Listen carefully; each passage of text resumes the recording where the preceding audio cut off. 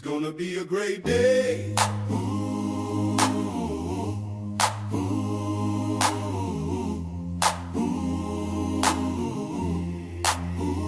The sun is shining, the day is bringing surprises, so I gotta do my thing and help my friends win.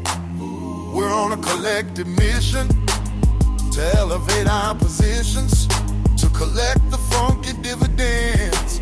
So I offer a helping hand to my fellow sisters and brothers, encouraging them to... Hi everybody, welcome back to Fire with Dr. Ninja Turtle. Excuse my air conditioner noise, but it's hot out here at the lake. What we're going to do today is we're going to talk about a mid-month check-in, what I expect for the rest of the month, and then we are going to get into National Financial Planning Month and 4 things that I want to cover for National Financial Planning Month. So first, we're going to look at my spending so far. And the question is, am I under my $900 halfway through the month? And I have to tell you, I'm pretty close because I have spent money on a hotel this month, and I was not planning to do that, but I did that. And so that's an extra $150 that I wouldn't normally spend. Also, I've put a lot in gas, and I'll be putting a little bit more into gas for the rest of this month, but not a lot more. In general, I don't spend a lot of money every month.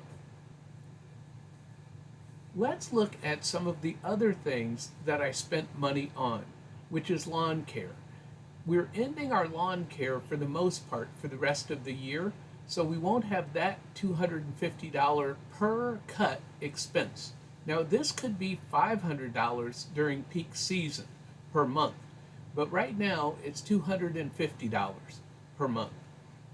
Spectrum Internet here at the RV, I had to pay $178 because they did not have my credit card registered with them. Ordinarily it would have been just $78 a month. I went to Sam's Club because I was running out of my staples, which is coffee and cream and a few other items, household items. So that was $82.17. I won't be going back to Sam's Club anymore this month.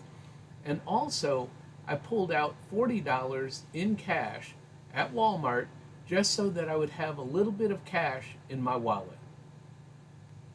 I spent $122.11 at Walmart so far this month. I'm not anticipating any more trips to Walmart to be needed for the rest of this month. If I do, it would be less than $10. This keeps me close to my $900 a month limit. I will be spending more on gas, so I will go over the $900 by the end of the month, but it should be less than $1,100, which is still better than what I had at the end of September, which was $1,219.25. So I am doing better. I'm not quite there yet. Now, let's look at how much I spent on my credit card this month. Not so much how much I've spent, but how much I've paid down on my credit card and on my line of credit so far, and what I expect to pay down for the rest of this month. I have had a really good month so far in paying down on my debt. On the first of the month, I paid the $657.67, which is the minimum payment on my line of credit, and then today I added another $2,000 because I've had a really good rental income month. And that's because some people did not pay last month, but then they end up paying the next month. So sometimes your rental income is very low, and other times all you're doing is breaking even by getting money that was owed to you from prior months. So today I put $2,000 on my line of credit. And what that means is by the end of the month, I expect it to be $28,900, which will be a nice little chunk down from the $30,900. My credit card payments, on the 3rd, I paid $591. 10, and then on the 10th I paid $776.98. I'm expecting more teaching income this month, so I'll be able to put $1,600 on my credit card this month. And that should bring my credit card balance down by the end of the month to $4,400. And that means that in total debt, I will have brought down my debt this month, $4,503. Now I have some other things that may bring in more money, and if I do, I might put that on my debt, but we will see. And I'm going to talk about that more as we get into the financial planning month. That's what October is, financial planning month. October is National Financial Planning Month. And there are 4 categories that I'm going to talk about. And you see that in my thumbnail. The first one is budgeting. Everyone needs a budget, whether you budget with an app or you budget on a spreadsheet like I do. Now, I do a zero-based budget where every dollar has a job before the month starts. And so when I get paid, that money already has a place to go. Normally, I do the scorched earth method where I put everything on my debt first and I knock out the debt super fast. Well, I'm learning to be more responsible in prioritizing where my money goes. So not all of it will go to debt, some of it will go towards savings, because I have other financial goals, and I'm going to get into that in just a moment. When I gave you my update for the mid-month, I found financial leaks. I'm looking for where my money is leaking from. And this gets into our second topic of creating target goals. My goal is to eliminate those financial leaks, to get me down to less than $900 a month, because that's what I want to learn to live on. But also, along with that, is I want to become more financially responsible in 2026, because this is part of goal setting. Yes, I want to find the financial leaks, but also I want to do money differently in 2026. As my friend T does, I am going to get ahead a month. A lot of people on YouTube are a month ahead. I am not a month ahead. I want to have at least 1 month's worth of mortgage payments for my rental properties sitting in the bank at all times. That's new for me, but I can do it.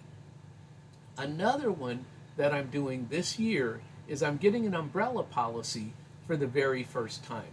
If you don't know what an insurance umbrella policy is, it covers you when you have more assets and you do not want to get sued for more than what you have in insurance on those individual assets.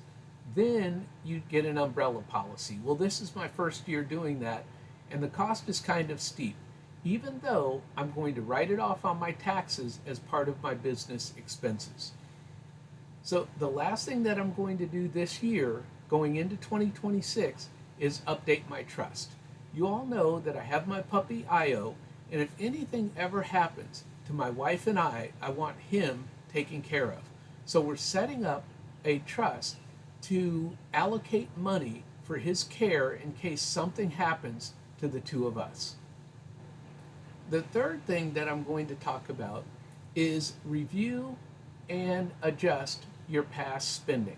So I have to look at how has my life been so far and how do I want to change that, not only in 2026, but for the next 5 years. So as I mentioned, my friend T does sinking funds. I'm going to start sinking funds for various different categories. And I'm going to have a savings rate just like she does for various different categories. So I'll still give you my annual combined savings rate in future videos, but personally, I am going to be calculating some of my money to different categories, such as a business prudent reserve. I talked about getting a month ahead, and also a personal prudent reserve or personal emergency fund, just in case I need new tires on my car or something like that. I won't be going to my credit card. The fourth category is values and beliefs being in alignment.